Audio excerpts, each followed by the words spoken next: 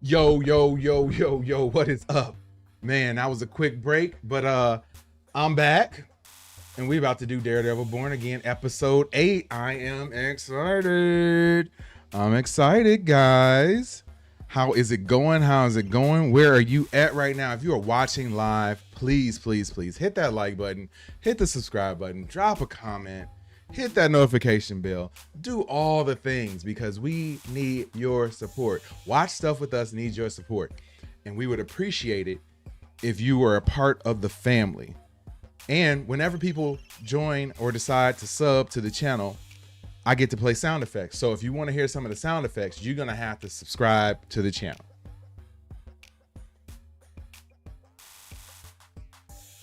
Do it! Come on! Do it now! Yes, you heard Arnold. Do it now. Got somebody else. Do it! Just do it! Yesterday, you said tomorrow. So just do it! Make your dreams come true! Nothing is impossible! No, what are you waiting for? Do it! Just do it! Yes, you can! You heard Shia. Just do it. What is up, folks? What is up? Is everybody excited for Daredevil Born Again tonight? Like, yo, what's the deal? Are we excited? How are we feeling about this show in general? Because me, honestly, not that high on it. Tonight is like the last chance I feel that they have. So we know that the show has underwent like major overhauls. So the show initially was going to be 18 episodes, and there were like Foggy wasn't in it, Karen Page wasn't in it, Punisher had a storyline that was supposed to be trash, and now they went back to the drawing board, added some scenes in the beginning, and from what I understand, episodes 8 and 9 are what they really put together after they made all the changes. So we'll see. We will see. This show better get good, and it better get good in a hurry, because as of this point, it's been below average. I won't even give it an average. If I had to give this series a rating on my scale of 0 to 5, I would give it a solid 2.5. Tell me I'm wrong. Because there's no way. I feel like the show's been subpar. Everything that we wanted, we haven't really gotten it yet. We got a lot of build up and drama between Daredevil and Wilson Fisk, but we haven't got nearly as much build up between, or we haven't had any development between the different characters in the show, outside of those two. So yeah, I'm waiting to see a whole bunch more, man.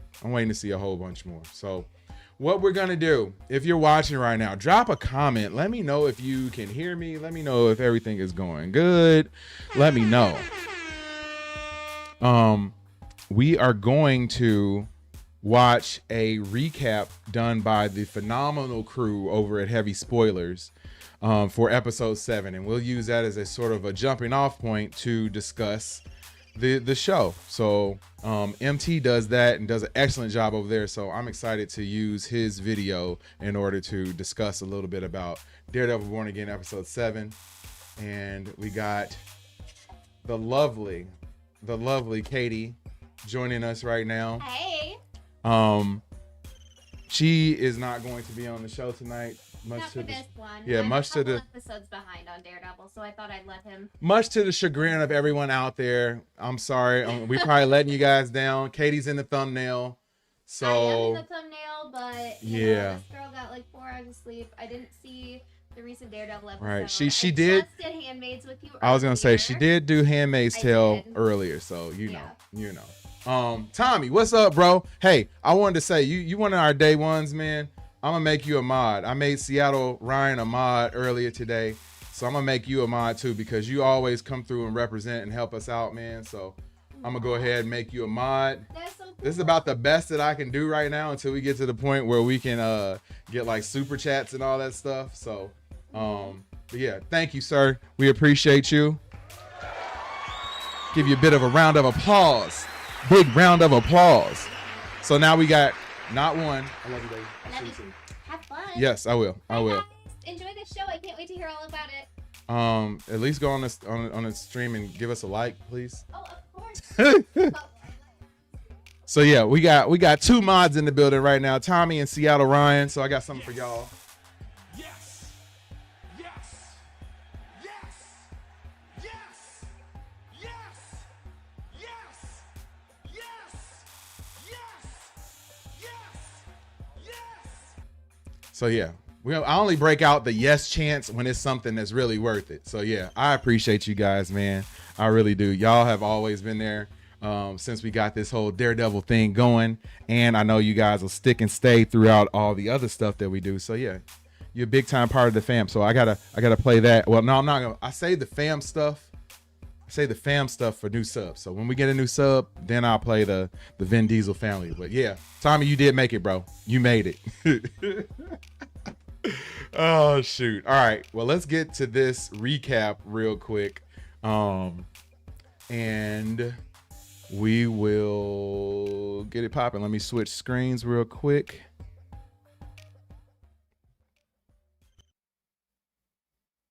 All right. Thanks for tuning in to another episode of Watch Stuff with Us. I'm JD, and today we are going to be recapping and doing a deep dive into episode 7 of Daredevil Born Again. If you like this content, even if you don't like this content, hit the like button, hit the subscribe button, drop a comment below, and hit that notification bell so that you can be notified each and every time we go live in 2025. Today, we are using a heavy spoilers video. Big shout out to Heavy Spoilers. Big shout out to MT for being amazing. And we will use this as a bit of a jumping off point for us to discuss Daredevil Born Again, episode 7. So let's get it going. What's poppin', my Daredevils? It is me, MT, and welcome back to the Heavy Spoiler Show, y'all. Episode 7 of Daredevil Born Again had my black ass on the edge of my mother freaking seat, and I am itching to talk about it with you guys. So, let's just go ahead and jump into it. Spoilers ahead, by the way, so you know, don't say I didn't warn you. The episode, yeah, big time spoiler alert. Office as Danny Blake and Buck Cashman informed the Big Apple's big man that Daredevil is back patrolling the streets after he successfully saved Angela Del Toro's life inside of Muse's abandoned subway hideout. Daniel mentions that Angela had around 2,500 milliliters of blood siphoned out of her body by Muse, which is actually a crazy amount, as the human body typically has around 4,500 to 5,700 milliliters of blood. So that was around like... Yeah, the Muse stuff, man. We'll get into that a little bit real quick. Everything that I've seen about Muse before this series started. Now, I did not read a lot of the Daredevil comics when I was younger. I do not remember Muse being in them. So I did not read that comic run. But from everything that I understand about Muse, he was supposed to be a total amazing villain. And I feel like he did not get the development that he needed on this show. I feel like they sped through everything concerning him. We got an episode at the very beginning that showed some of the murals that he made. Then we got an episode that talked about how he was going to speak to his therapist, who just so happened to be Daredevil's girlfriend. Then we got him meeting with that therapist. Or then we got an episode where they said that he was basically had taken out 60 people already. Then we got another segment that said, or that showed him meeting with the therapist. Or no, we got into another episode where he was, Daredevil made it to his lair and was fighting him. And he was able to weasel his way away. Then we got another episode where he finally met up with the therapist. Then Daredevil showed up and they fought again, and the therapist shot him 4 times, and then he's gone. A total waste of something that could have been amazing. And I don't quite understand why they did that.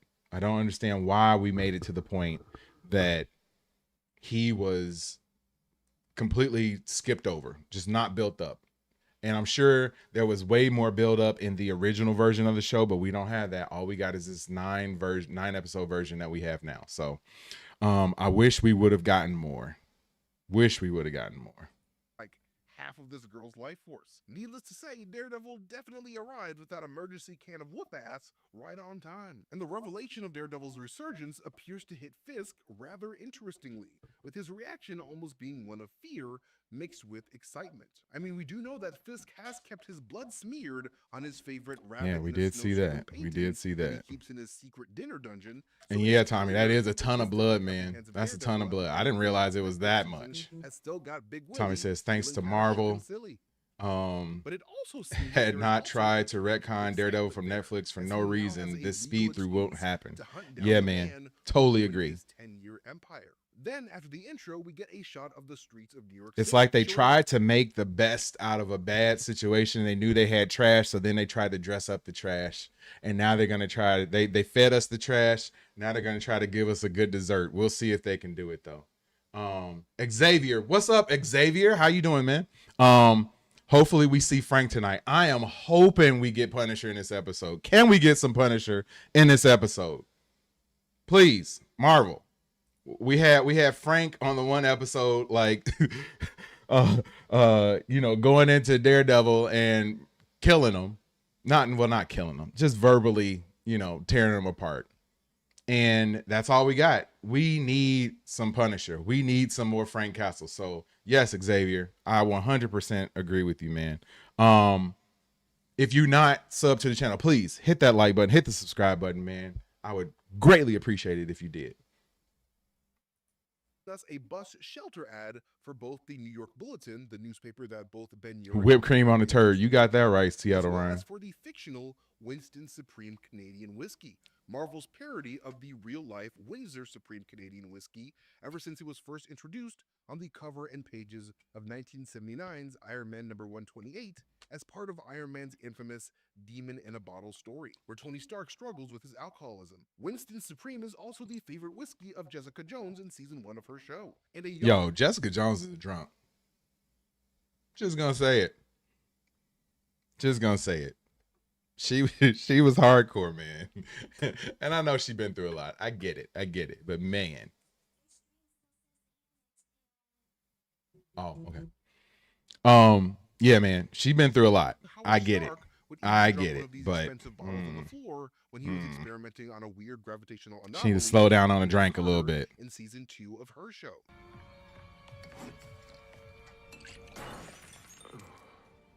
Damn. Should've used the cheap stuff.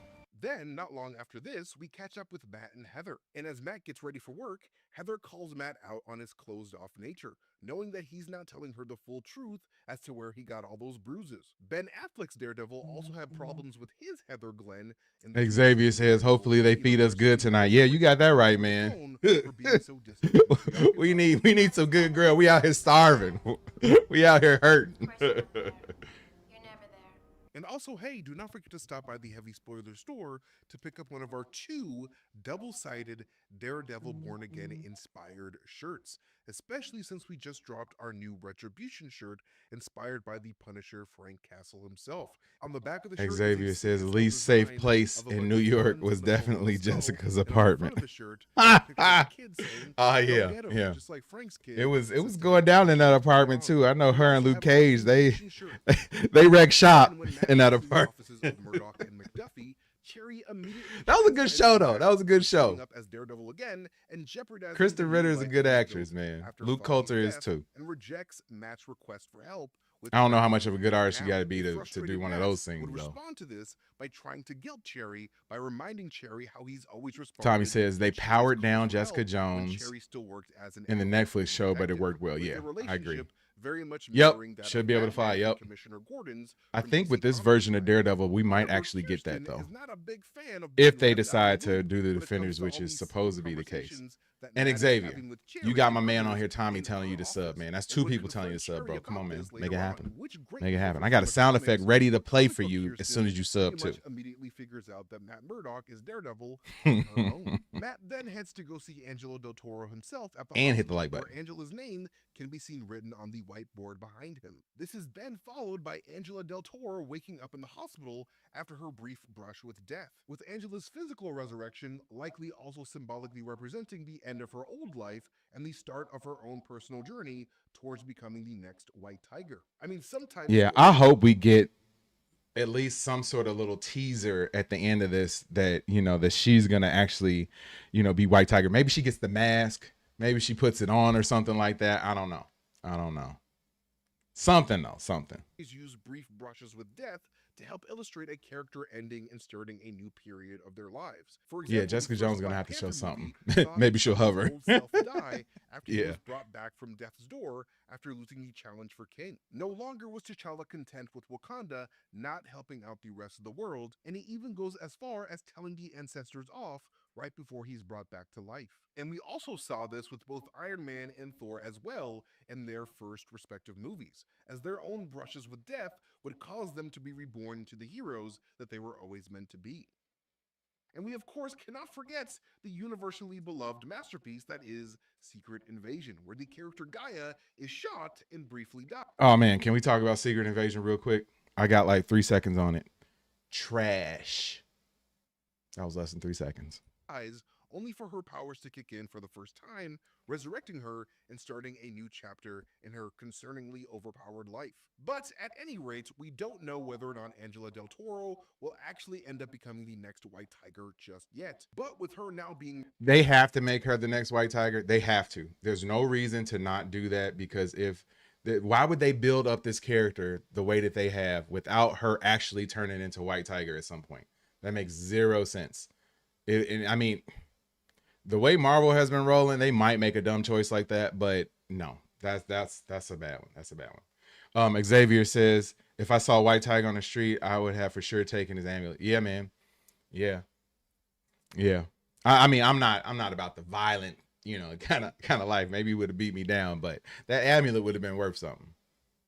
And it's crazy that it would have just like ended up in evidence the way that it was, even though like people commonly knew that amulet helped to give him powers. Interesting. Reborn now seems like the right time in her character journey to start sewing herself a White Tiger suit, especially considering Angela's ever-growing hatred towards the NYPD and how they can't be trusted to protect the people like her she has to come back. Anyways, has to come back. Tommy says in the chat, indeed trash. Glad Quake from Agents of S.H.I.E.L.D. did not make her debut on that show when she was set too early on. I think I remember reading that too. I think that she would have been an interesting choice.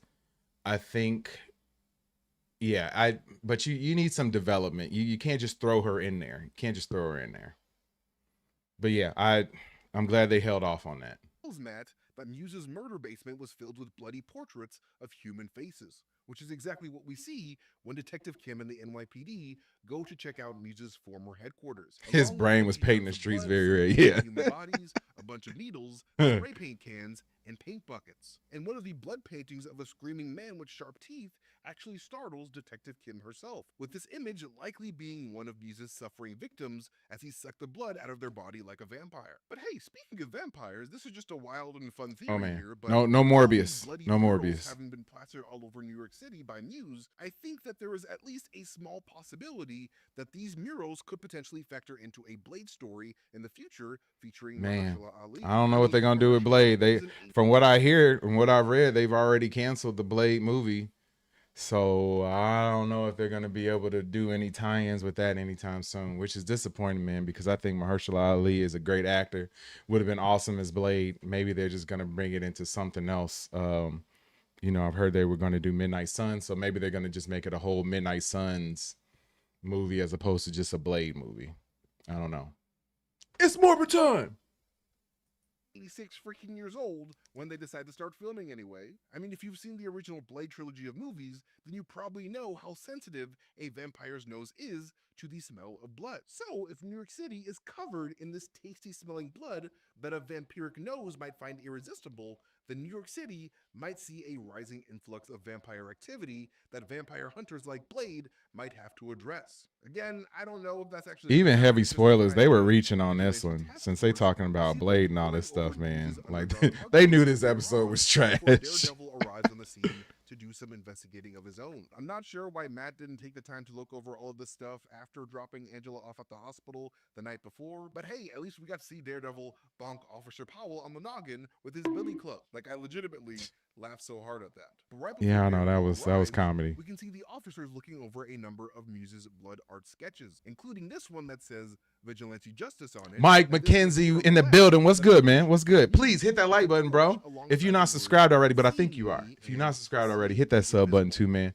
Good to see you back During again. Bastion's therapy session with Heather, he knows that he has this dream of being invisible at his own 8th birthday party, not being able to be seen by his parents. A very likely reflection of how his parents would routinely ignore Bastion's own desires for his own life, making him do shit that he doesn't want to do, like become an elite Taekwondo master at 16. But don't you worry, Bastion would end up killing his instructor 3 months into his training like a normal person. Totally normal human activity. Then, inside of one of Yeah, Muse's he went a little bit sketchbooks, far. you can And see I the mean, I sketch of get it. Wilson I get Fisk. it. Like, your parents were pushing you a little bit, but you know, come on, man. It's not that serious. Whatever it is, it ain't that serious that you got to take them out that way.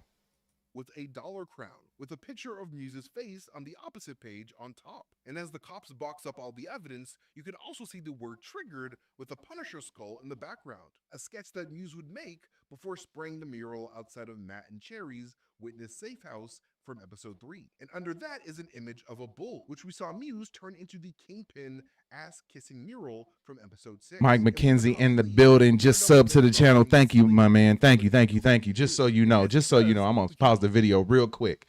Whenever we get new subs, I don't have friends. I got family. welcome to the family, my man. Also see that Muse has blood painted an image of the Punisher holding a gun next to this bull painting. Daredevil, with no time to waste, starts feeling through Muse's artworks, first feeling a picture of Muse with the words "Kill all lies," then another one of him standing with a torch with the words "Channel the truth" around it, followed by yet another draft of the triggered Punisher skull mural inside of his sketchbook. However, the most concerning images of all were the repeated drawings of Matt's girlfriend, Heather Glenn, which prompts Daredevil to rush to her office immediately, just as Heather was quickly realizing that she herself was Muse's muse, and being so would soon. Yeah, one thing that took me out too when we were watching the episode, like one second he's just dressed as the regular guy, you know, like he ended up bringing, he brought his muse outfit and everything. So like there had to be a time where he was like, okay guys, okay, so yeah, you know, I'm really Muse, you know, hold on, let me go get my outfit real quick. Hold on, let me put my Muse pants on. Hold on, let me get my Muse Scully back on. Hold on. Okay, now what were you saying? Like that, so lame. So lame because he was in the office talking to her as a normal person. And then 30 seconds later, he's full like Muse costume, everything on. I got no problem with the costume. The costume looks dope. But the way that was set up, come on, man. Come on. Come on. Who do you think we are? Soon be the next victim for an art piece that means a lot to Muse personally, as it was Heather herself that inspired Muse to start playing Psycho Splatoon in a bloody mask in the first place. And when Daredevil arrives at Karen's office, the two immediately begin round 2 of their ongoing war, with my personal favorite moment of the fight happening when Daredevil yoinks the hell out of Muse with a grappling hook inside of his billy club, like, "Get over here," like he was Scorpion in Mortal Kombat. And as Daredevil does, he accidentally starts painting the cloth on the ground with Muse's blood, helping create Muse's final art piece for when Heather would finish Muse off with 4 bullets to the center of his chest. Yeah. So yeah, Heather ended up taking him out. The Muse fight was pretty good. I don't know. But like I said before, I feel like episode 7 was an improvement over episodes 5 and 6, especially over episode 5 because I thought episode 5 was trash. But episode 6 was good at the end. Then we got episode 7, which was a little bit of an improvement, but it was still super average. As the young kids say, mid. It was extra mid. But yeah, I wanted more. I wanted more from Muse. What did you want? Please let me know in the comments. Hit that like button, hit the subscribe button, drop a comment below. Hit that notification bell so you can be notified every time we go live in 2025. We're doing a Daredevil Born Again live watch party now. So I appreciate you for watching this probably after the fact. But hit that sub button so that you can get notified when we go live again next week or whenever we go live over the other multitude of days. I appreciate you for hanging out with us. My name is JD. Peace. All right. Bro got put on his own canvas. Yeah, he did. Spilled his own blood. Daredevil pulled a Muse on Muse. So yeah, the episode is not uploaded yet, but it's like we got about 3 minutes. Like I always tell everybody, man, please check out the episode on your own. You can have me on your cell phone while you're watching the episode. That's usually the way I would rock it. Have me on the episode or me on your phone, and we can talk about it while the episode's going on. I'm going to switch screens in a second, and then we're going to have the episode running in the background. And I can't put it on the screen, but I'll have the episode going, and I'm going to talk about it. Tommy's going to talk about it. See how Ryan's going to talk about it.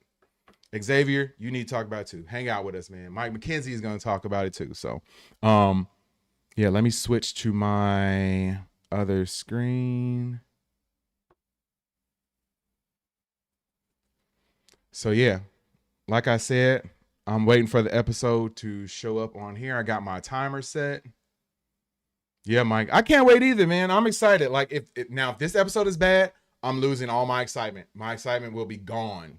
Like for the rest of the show, I won't have any expectations for episode 9. I'll be here, but I won't have any expectations for episode 9 if this one ends up going bad.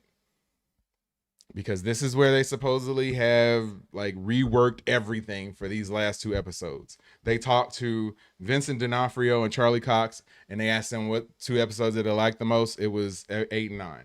So this better be it. It better feel different. It better look different. It better be different. So yeah, looks like we got another minute before the episode drops. And like I said, after we're finished, like you can go watch it on your own too. That's cool. And then come back afterwards though, because we're going to talk about it afterwards. Charlie Cox, or Charlie said it was his favorite. Yeah. I mean, it's like I trust them to some degree because what are they going to say? Like, you know, my stuff isn't that good, you know. What I did wasn't that awesome. I don't think they would say that, but they would say that it's good. Okay. All right. So the episode is up. I'm going to wait another minute before we get going.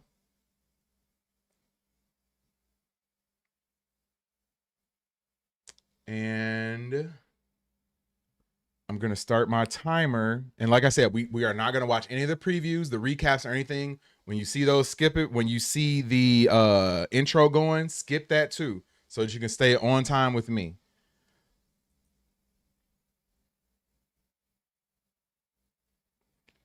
So yeah, it is 8 o'clock right now. Yep, skip all recaps, all that stuff. If there's an intro, skip the intro too. I'm going to mute my desktop audio, but my mic audio will stay on, and we can talk about it. I'm going to start the timer. We're going to do a countdown. 10, 9, 8, 7, 6, 5, 4, 3, 2, 1. Timer has started. We have started the episode. Daredevil Born Again, episode 8, entitled Isle of Joy. All right, this better be good.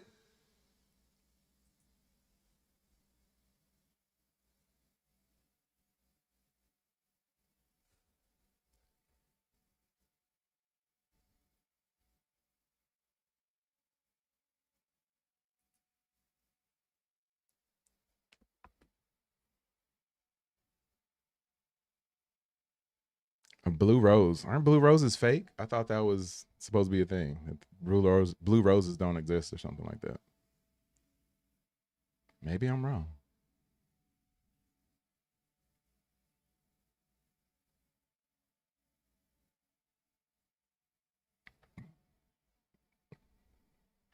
prison.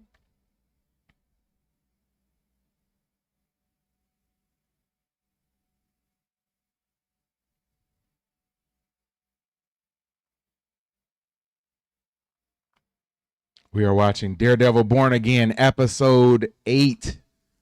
Live right now. Live reaction to the episode. Oh, Bullseye. I was wondering where Bullseye went. All right.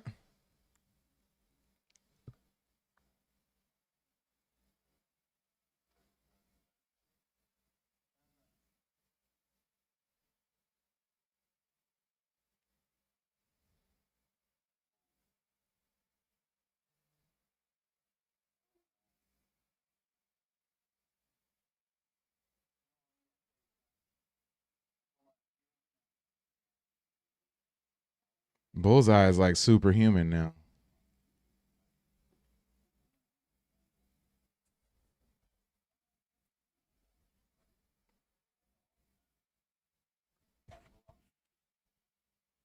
Yes, sir. Bullseye in the building.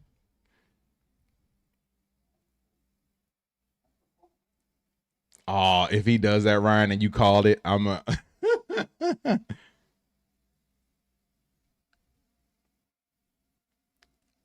I mean, how can you put him in Gen Pop though? He's just gonna grab something. All right, intro is up. I'm skipping the intro.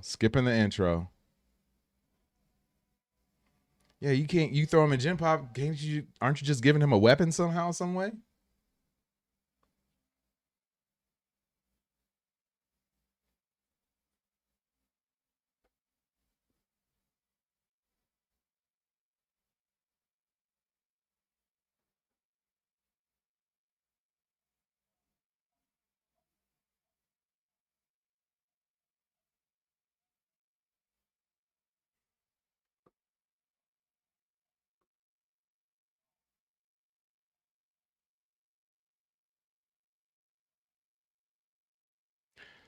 So with them talking, I'm guessing that she was in on that murder scenario last week.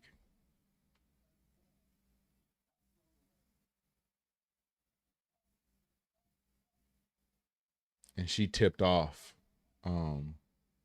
Fisk.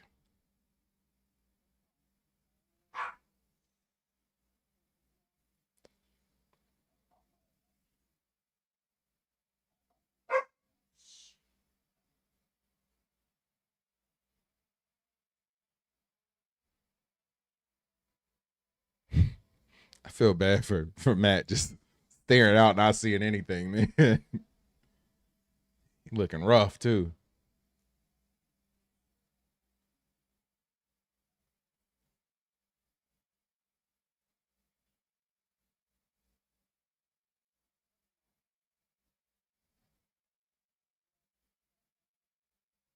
Yes.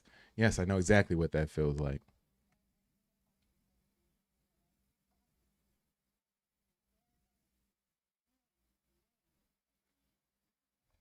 Don't put yourself in it like that, man. Come on now. Jason Fishel. What's going on, bro? Hey, hit that like button, hit the subscribe button, man. Do it now.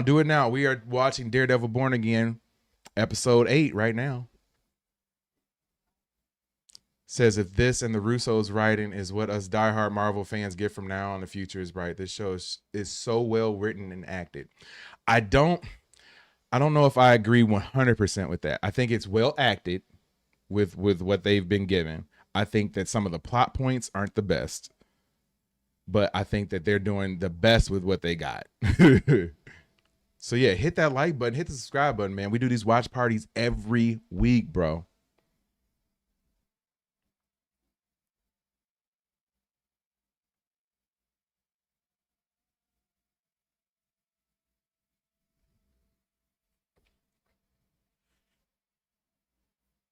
Oh, he taking her down there, huh? Okay. All right. Told you I wouldn't kill him, but you know.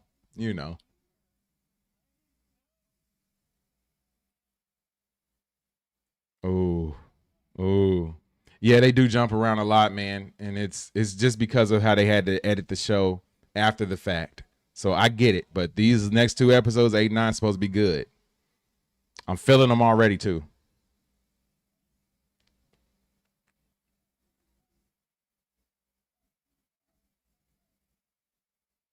Thanks for hitting that like button, man.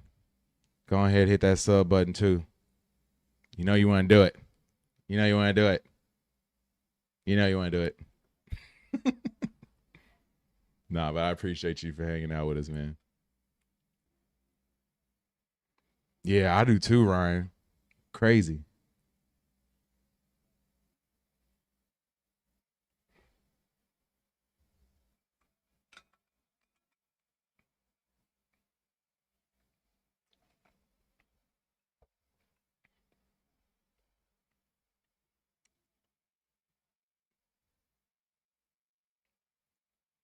So is this everybody sort of coming clean right now?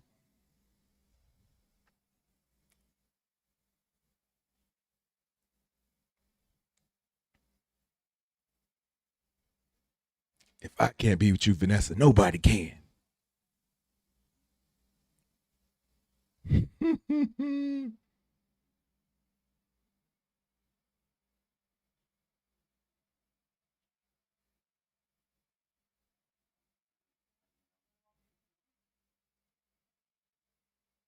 Mm.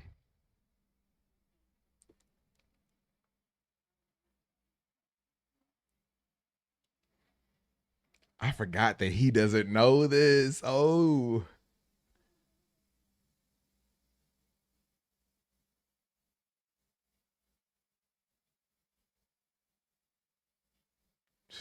She gonna take him out. Watch. She gonna take him out.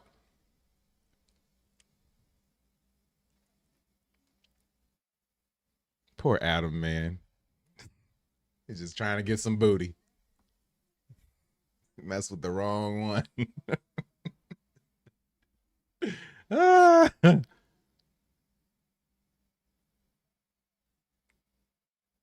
Jason said, I already subbed. Oh, thanks, man. My bad. I feel like small streamers are the heart of Marvel fandom. A lot of bigger streamers cloud their content with too much opinion instead of information. You got that right, my man. Oh, dude. Bro. Much love, man. Much love.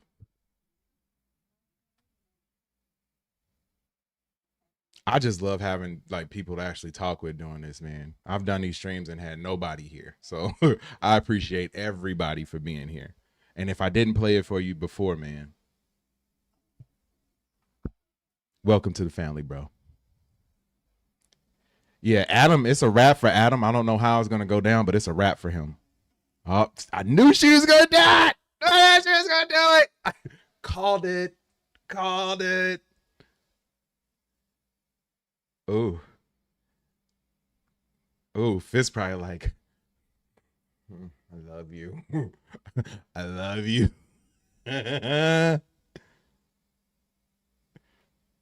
You gonna kiss her?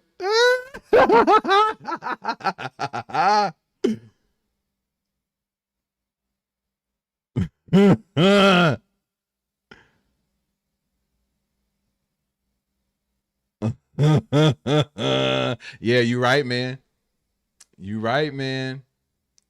See how Ryan says she a cold piece just like Fisk. 100%.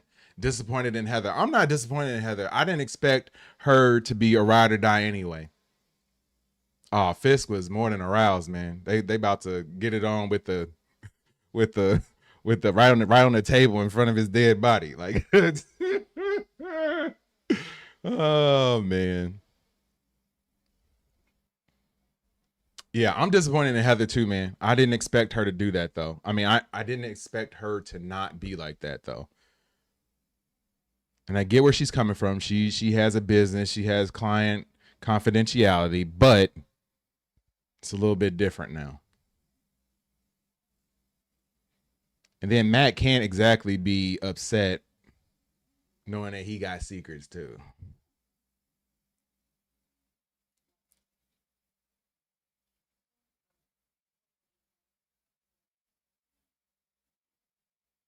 I wish we got to know the people in his office a little bit better, man. I think that's the missing part. That and the connection that we need with like the actual city. Like Muse was taking down 60 people and you didn't know anything about it. We need to have felt that.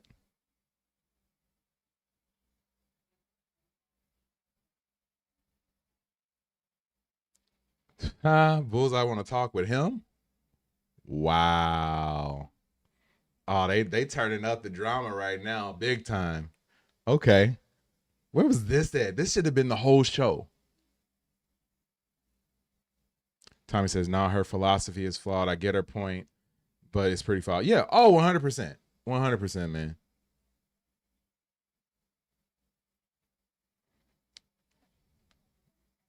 Oh, so now Matt got to face Bullseye, the one who took out Foggy. Oh, drama.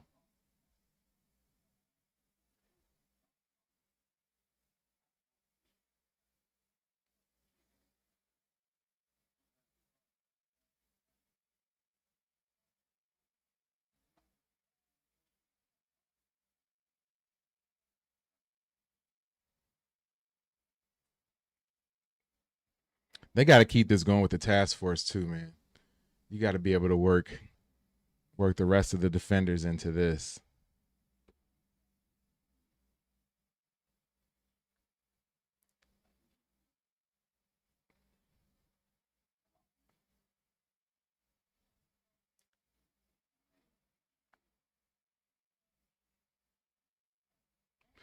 Him?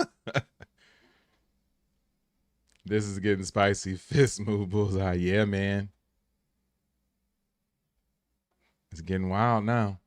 Where has this been? So mad. Where has this been?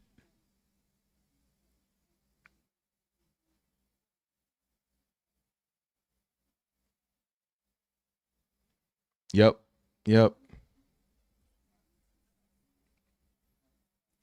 Definitely trying to bait Bull or Daredevil down there, man.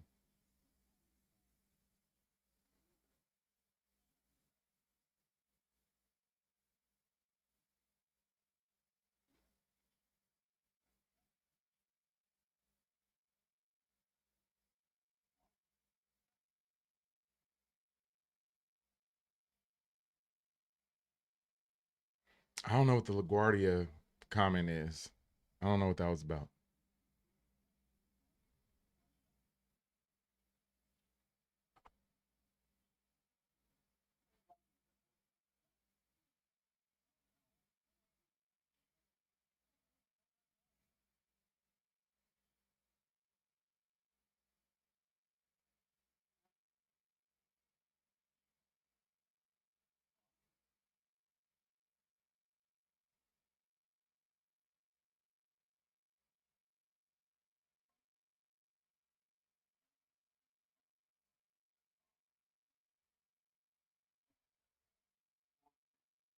Yeah, he doing way too much. Oh, okay. I missed that, Ryan. I missed that. And yeah, Tommy, way too much. Jason said we need Frank back more to even the odds. Hope that it's coming sooner rather than later. Yeah, it's supposed to be coming soon, man. I just hate that we getting all this right now. Should have been like 4 episodes ago. We do need Frank back though, man.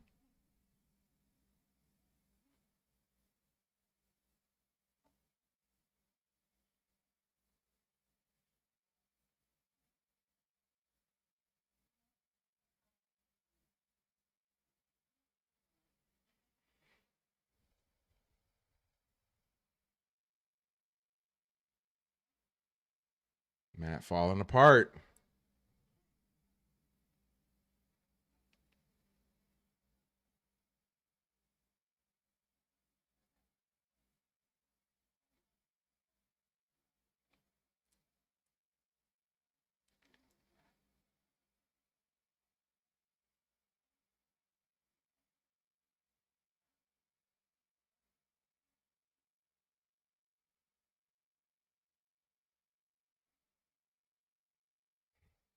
I just feel like, I mean, this is what he's saying is correct, but I feel like this should have been like episode 4. not episode 8. We should have so much more coming after this.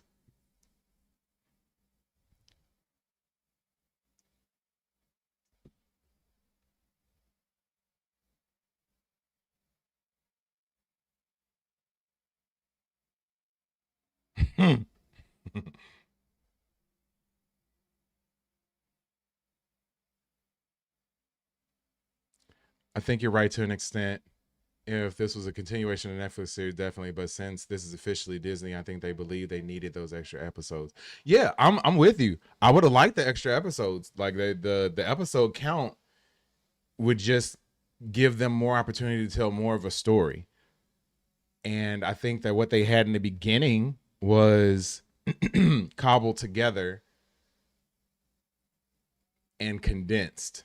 So like if you had that original 19 or 18 episodes, you could have had a slow burn episode or a nothing episode like episode 5 was, where it didn't relate to moving the story along at all. It was just more of a standalone episode. You can have that when you got 18 episodes to play with. But with 9, not so much. Well, let's hope the rest of the season and season 2 are on point. Yeah. If this is any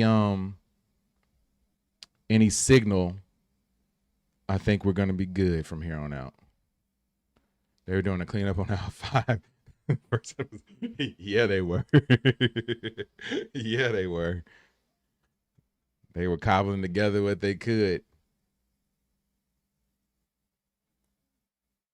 See, I want to know more about Cherry, man. He's a great actor, too. Same guy was in The Wire. I love that show. I wish they just give more on these folks' backstory, which you probably had in an 18-episode season, but not so much.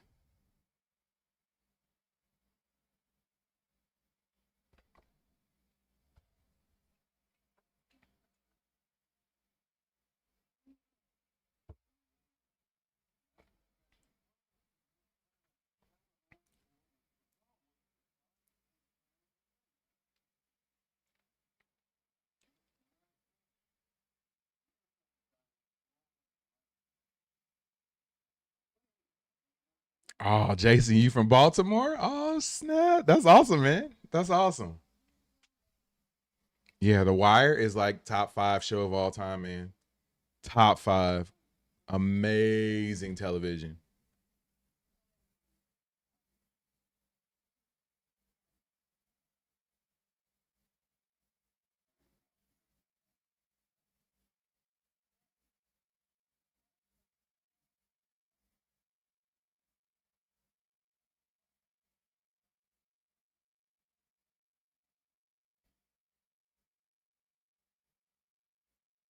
Hmm. Dang, man. I've driven in those neighborhoods more times than I count. That's dope, bro. That's super dope.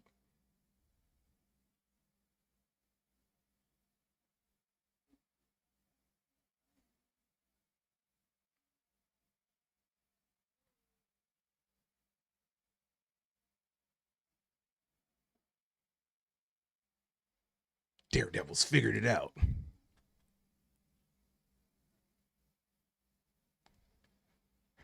Said he didn't use his cane. Oh,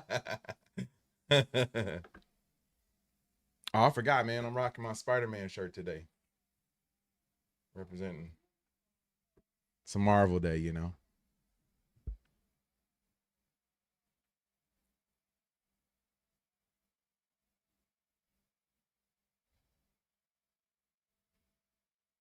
Now this is gonna be tense.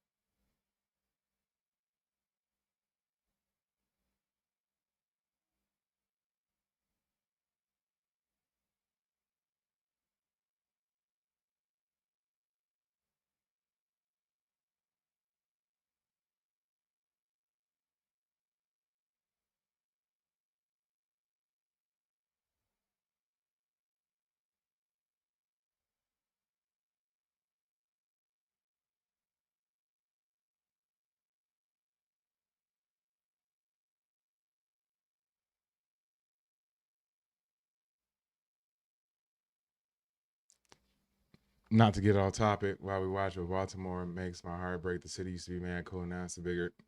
You saw the show. Oh man. But I thought they said that the crime rates are getting better. I saw some stats about how it's getting amazing. How it's doing great. Politicians rigging stats again, I'm guessing, huh? Not shocking. That sucks that the city's bad, man. I'm from Chicago, so same.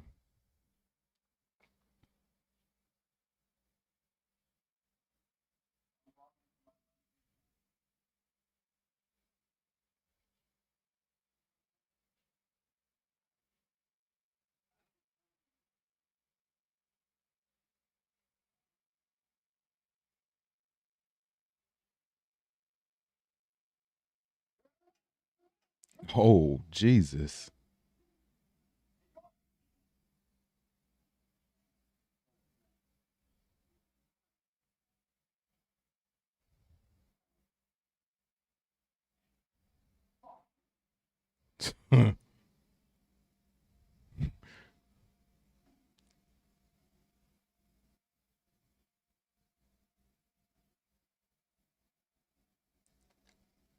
Said I feel you on Chicago and Seattle. Yeah, man. 49 been carrying since. You got that right, bro.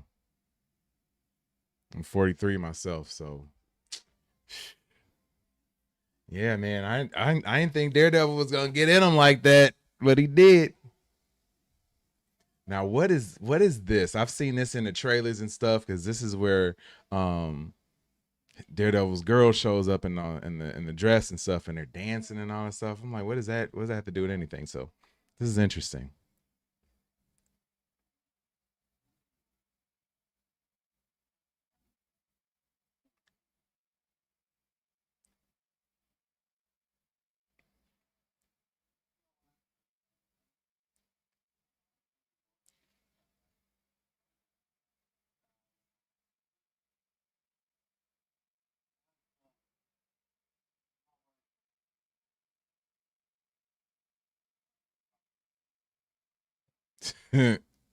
Dang. Just this episode's dialogue and character development is so good.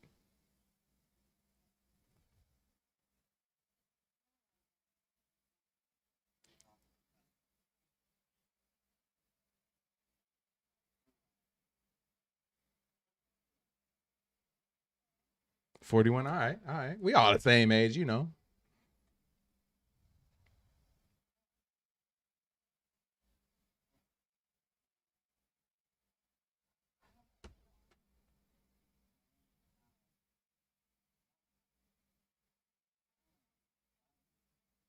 It does feel different, man. Like it's crazy. It's like jarring that it's so good right now.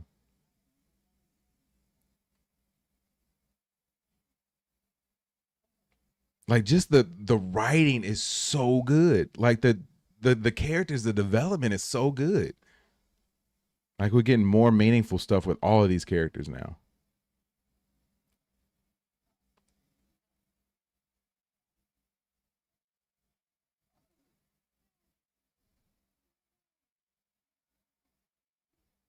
Swordsman over there.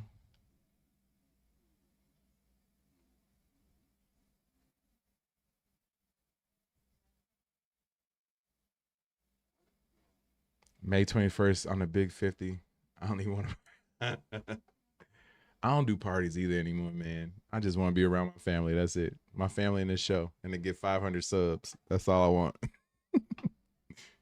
Happy early birthday, though, bro.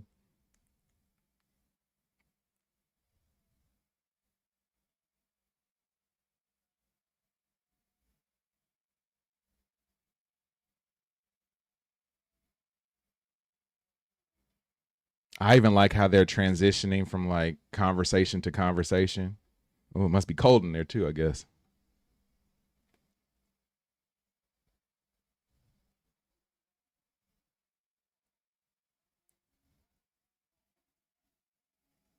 Heather must be a little chilly.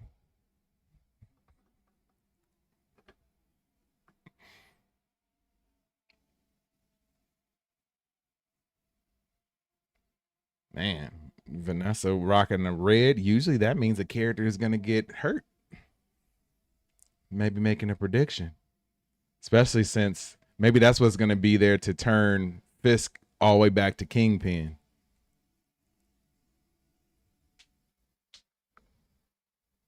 Yep. Fisk in a white suit.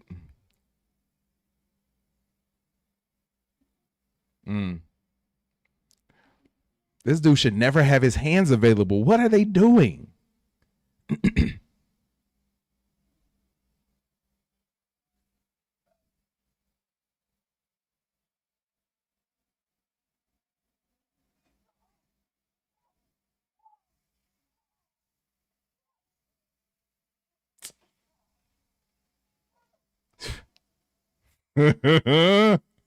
All right. Okay. Oh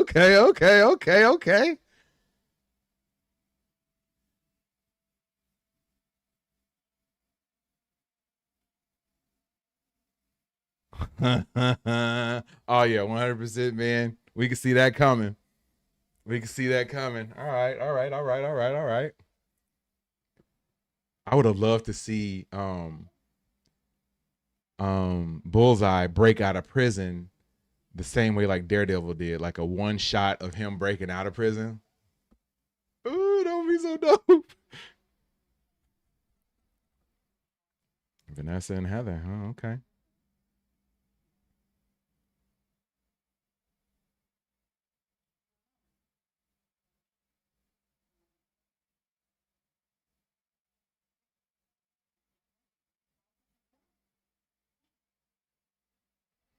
Oh man.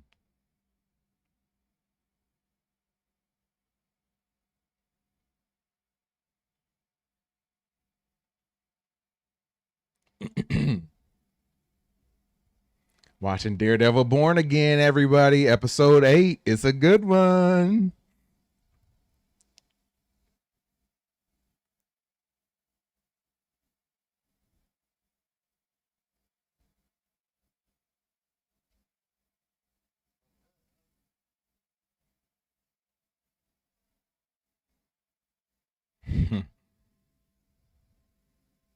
Poindexter breaking out. The violence on this show is so on point. If you dumbed it down, the show will lose 60 points. Yeah, man. You can't. They couldn't go into Daredevil and make it PG-13. They had to go violent.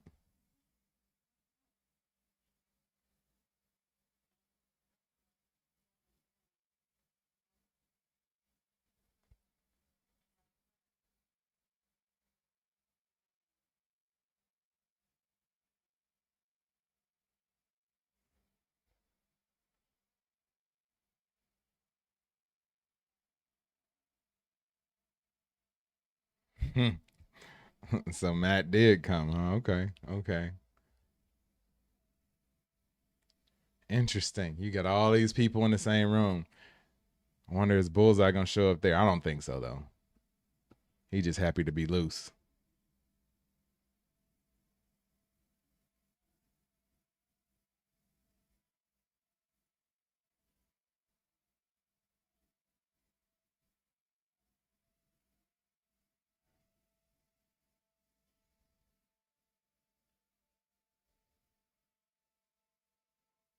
What's Matt gonna do?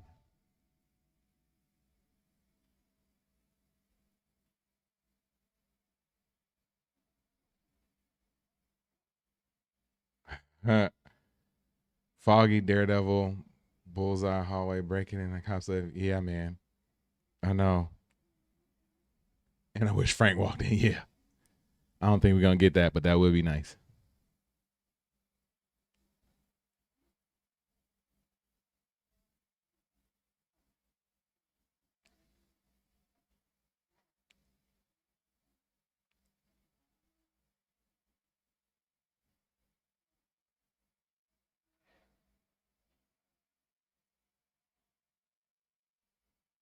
Stare down. No, I know, man.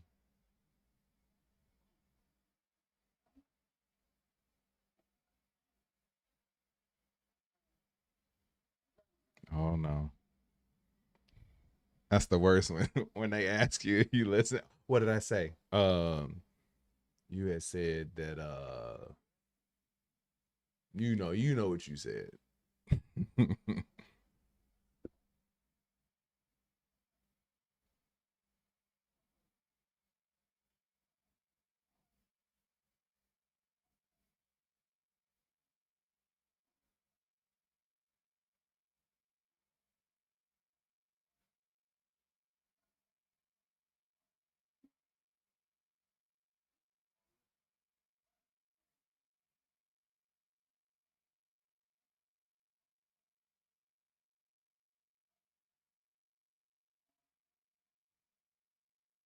If it's all canon, Frank will walk in and expose Kingpin. Show's over. he was in prison with him. Yeah, I know, man.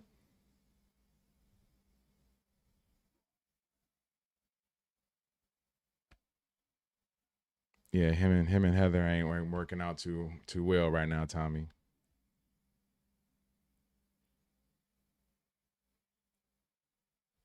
So we're calling him out as swordsman, huh? Okay.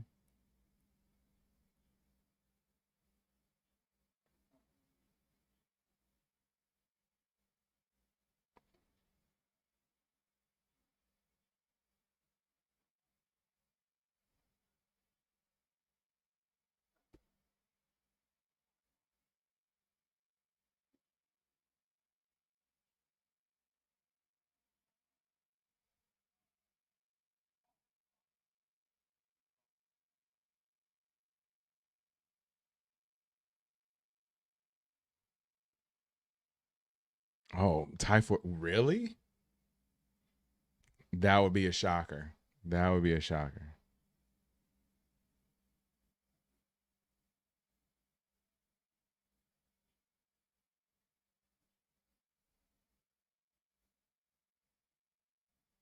I like the police chief how he stuck up or stepped up to Fisk in the beginning too.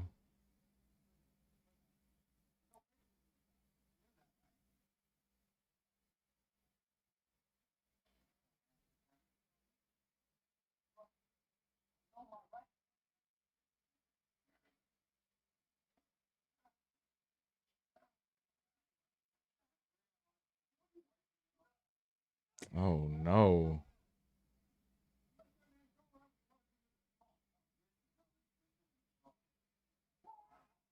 Oh my god. Oh, oh my god. Oh.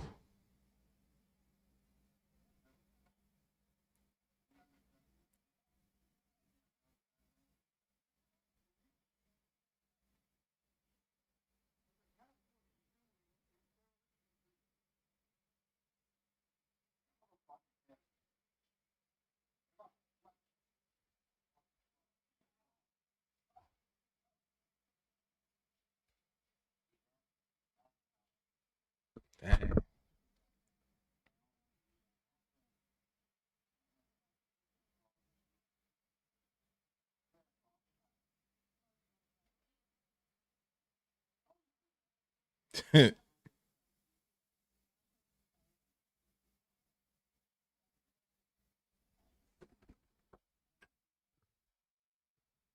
Yeah, I agree, Ryan, man. Real good episode. So BB kind of like this dude now too?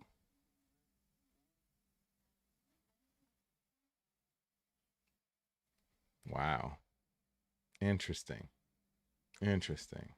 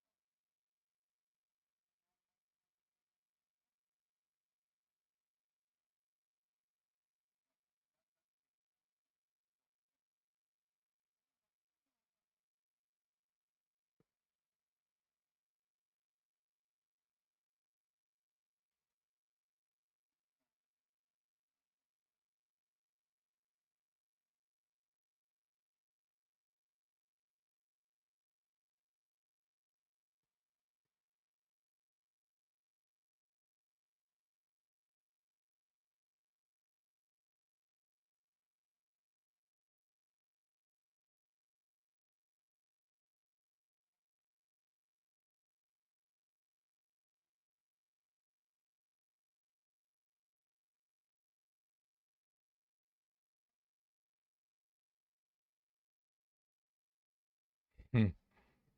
Hmm. A little team up, huh? Okay. I mean, but him confessing or talking to them, that's a death wish for him.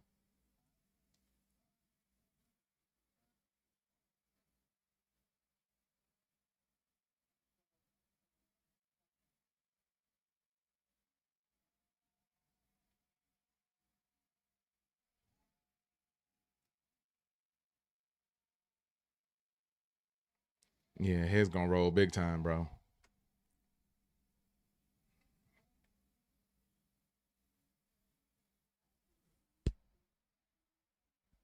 Man, so much going on in this episode is crazy.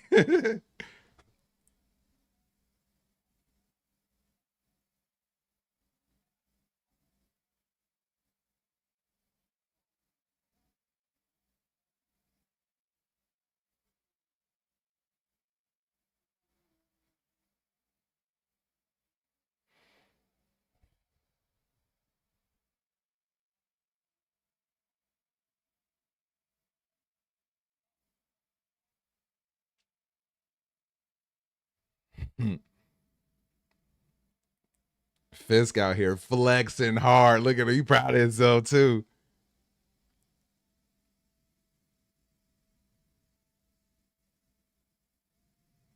Mm.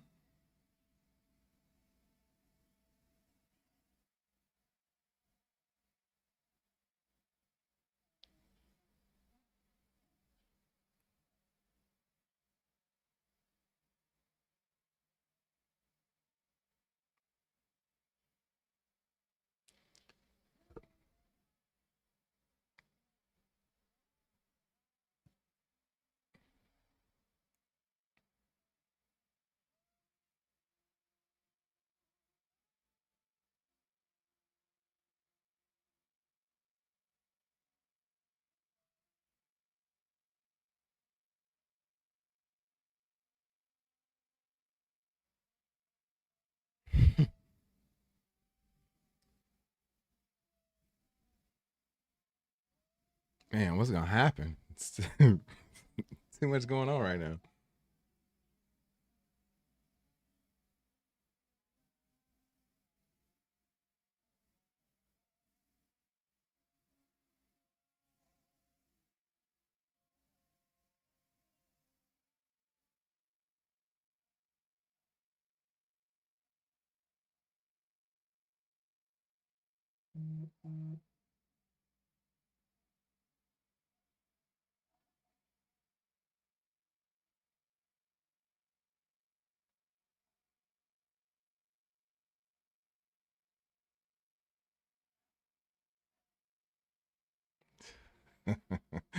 Now they're gonna have a dance off.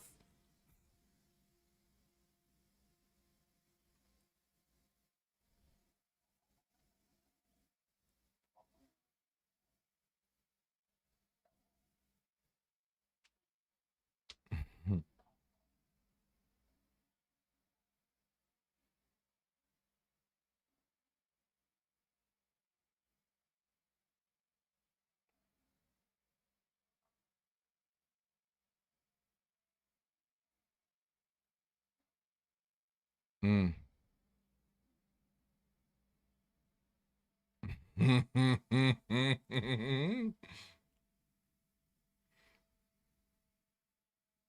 Oh, is he there? Oh, is Bullseye there?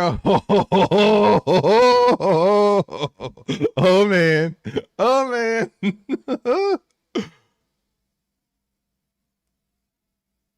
They better not, Ryan. They better not. It's gotta be him coming to the elevator. Yes. Yes.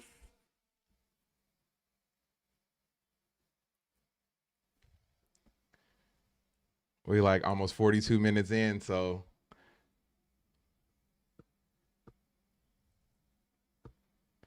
oh, what's her name's gonna die? Vanessa. He gonna get Vanessa. He gonna get Vanessa. I'm calling it. He gonna get Vanessa. Vanessa wearing the red.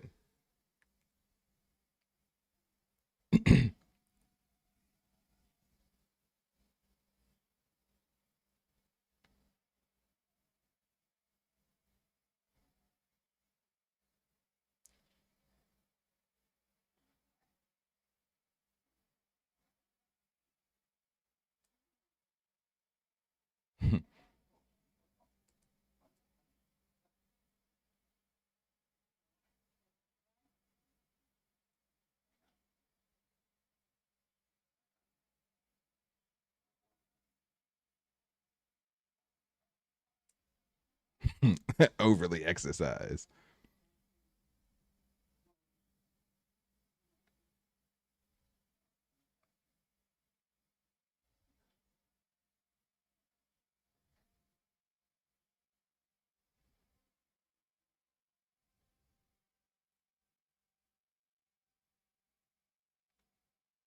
Oh,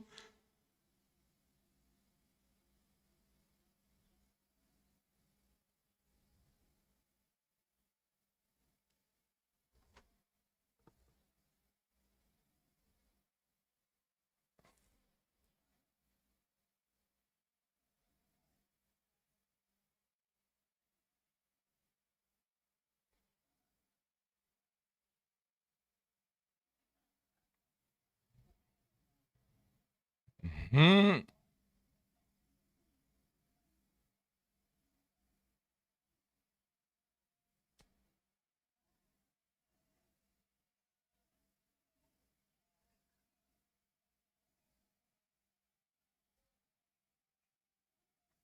Mm.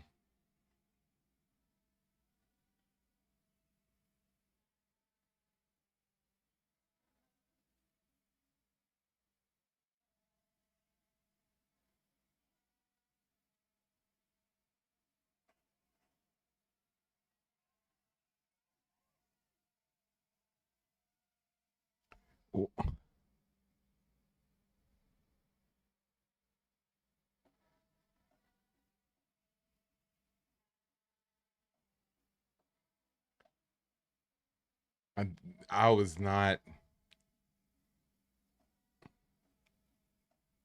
That's in the shoulder though. He good. He good.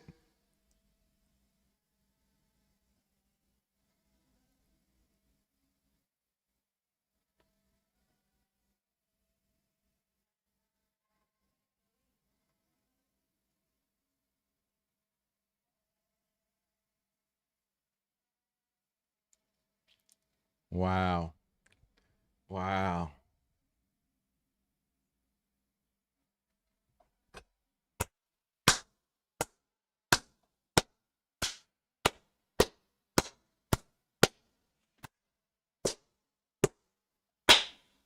Wow, folks. Wow, folks. Wow, folks. Wow, folks. Yo.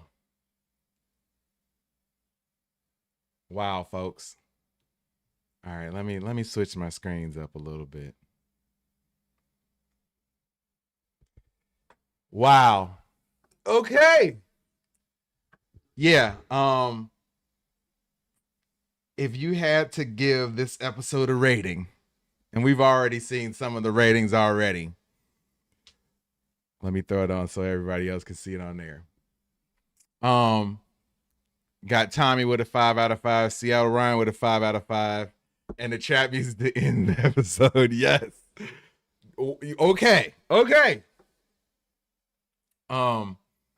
Jason, since you from Baltimore, I know you watched The Wire, like we said.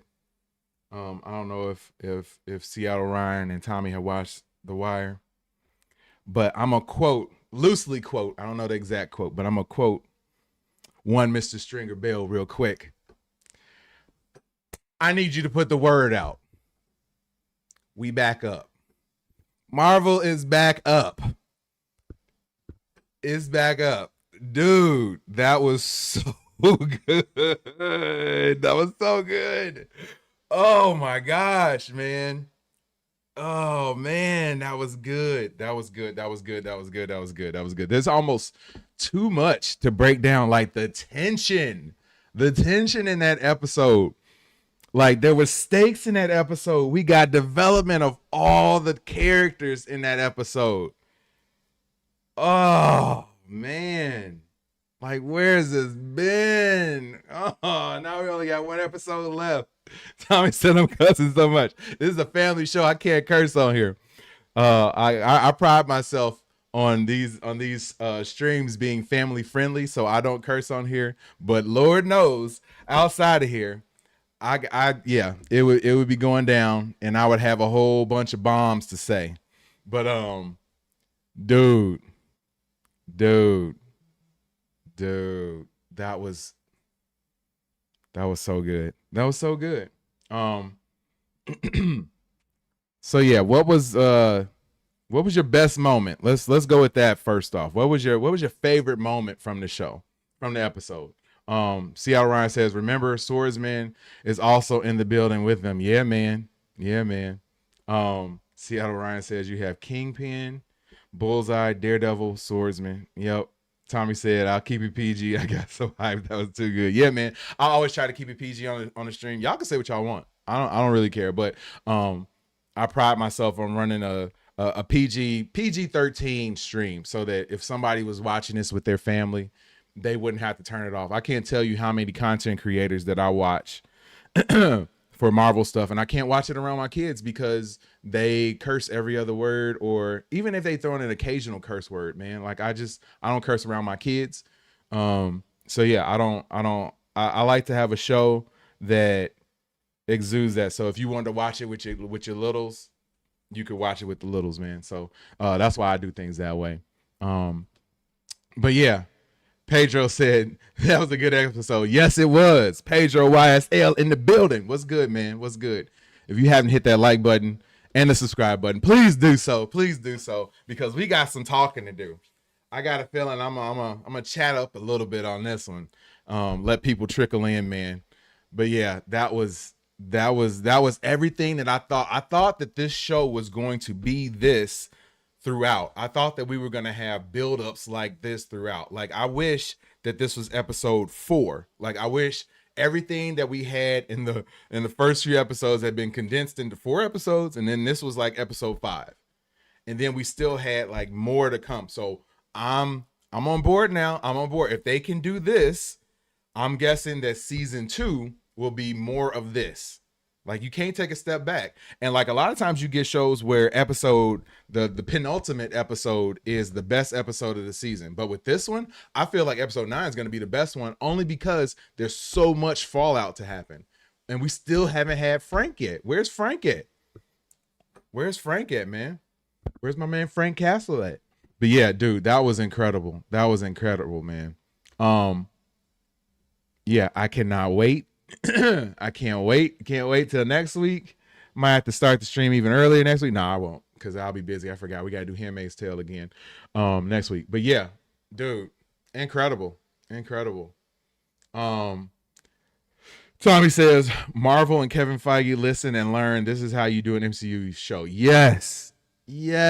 Like, this is it.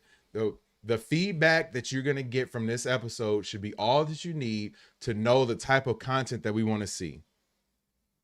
This is what we want. This is what we want. I want storytelling. I want dialogue that means something. I want characters that mean something, not just the 2 main characters. I want everybody to mean something. Like, we got so much. Every character just about in this episode got some sort of build up. And yeah, this is exactly what you would want. That's exactly what you would want. Pedro said, oh, I'm a subscriber. Yeah, I thought you were, man. I thought you were. My bad. Welcome back. I appreciate it. Tommy says, episode 9 is going to be epic. Yeah, you right. Next episode will appear Frank Castle, and all is gonna blow up. Yeah, man. It's we need Frank. We need some Frank. That's all I need. We need a big action scene in this last episode, because this one was a good episode, and it was relatively light on the like actual fighting and all that type of stuff. There was only a little bit of the fighting, but yeah, that's all you could ask for, man. That's all you can ask for. While we chatting real quick, I'm gonna pull up a different sort of screen on here. Yeah. So yeah, that's all you could really ask for, man. That's all you could ask for. There's so many different plot points that went down tonight, and like I said, we're gonna go over them in a little bit, but that was just a masterpiece. That was a masterpiece. So well put together. Like you can tell, like you said, who is that? Somebody said, Seattle Ryan, we need dialogue that is written by AI. Yeah, you right, man. Mike McKenzie back in the building, man. Yeah. What an episode. You right, man. You right. That was it. Tommy says they got to save the best for last. For last, that fight with Punisher will be epic, man. I don't know. I don't know how you gonna bring him back. That's it. Punisher's gonna take out a bunch of the task force. That's what it's got to be. He's got to take out that head cop dude that nobody likes. That's the main butthole. Yeah, he's gonna have to take him out. Tommy said, Seattle Ryan says, not as much action, but the tension, each character revealing their true selves. It was fantastic. Directing, writing, acting. Yes, 100%. I loved how they revealed their true selves. And you could see that as the episode was progressing, it was like, oh, each of these people are like showing and revealing who they truly are. Like, yeah, it was dope. That was dope. Pedro says maybe Punisher is going to kill all this Fisk task force. I don't think he's going to kill all of them, but he's going to get some, and he's going to take out a bunch. The ones that we've seen, I bet you he takes all of them out, man. Like, oh my God, I can't wait. Because that's where his beef is going to be. That's the one thing that was missing from this episode that I felt that they could have thrown in, was showing a little bit of Frank. Like, you could have just had Frank reading a newspaper, right? You could have had him reading a newspaper, and reading that newspaper, he's got, or, you know, he flashed on his board that he had up with all the task force members, pictures just on there, and seeing them with his Punisher logo and all that stuff, and then just showing each of the members, just him looking at it, just mad. Like, that's all you would have needed. And then we're like, oh, next episode is going down. It's going down. Like, yeah, that's all you would have needed, man. But yeah, this is epic. This was epic. All right. I'm going to go and record a video right now and do a bit of a recap on the episode. So let me start it. Yeah, let me start it right there. All right. So yeah, thanks for tuning in to another episode of Watch Stuff With Us. I'm JD, and today we are going to be breaking down and reviewing and giving our immediate reaction after the episode has just aired of Daredevil Born Again, episode 8. It was epic. Let's get into this. So we started out with the Blue Rose. Yeah. That was interesting. I didn't know where they were at. Turns out we were in prison with one Mr. Poindexter, aka Bullseye. And I had forgot what was going on with Bullseye for the longest, but I'm glad that we brought him back, and he was a major focus point of this episode tonight. So, yep, he was there. You see him walking down the hallway here with the cops getting the escort. As you notice, one thing that I want to point out is that he had his hands bound, like he couldn't use his hands at all. Later on in the episode, whoever was the officers who had did some things with him, yeah, they made some mistakes. But yeah, saw his hands were bound here. They had him pretty much thrown to the wolves. I don't know exactly who decided to do that, but they had him thrown to the wolves, and it was not a good sight for him. And he ended up getting the big beat down. We'll fast forward a little bit to Fisk and Vanessa having a bit of a chat, and sort of you could see that Fisk was trying his best to sort of explain things to Vanessa, why he does the things that he does, and what was going on with him. So that was cool. Then you had to juxtapose that with Heather having her conversation with Matt, and basically Matt was they were having a disagreement on, you know, the sharing of truths, as was a theme in this episode, as you had a lot of people sort of just revealing themselves and who they were. And yeah, they got into their first major disagreement that we saw. Then you had poor Mr. Adam down here in the basement, and Fisk took Vanessa down there and let her see that he was there. Which was a bold move on his behalf, but you could tell that he was trying to like show like, hey, I'm trying to be honest with you. I'm trying to tell you everything. And that's exactly what he did. So he took her down to the basement. You didn't know which side that Vanessa was going to be on. We do know that Vanessa was in on the attempted assassination of Fisk last week, and that she gave Wilson the tip that the guy was coming. So that's why that assassination attempt didn't take place. So yeah, we had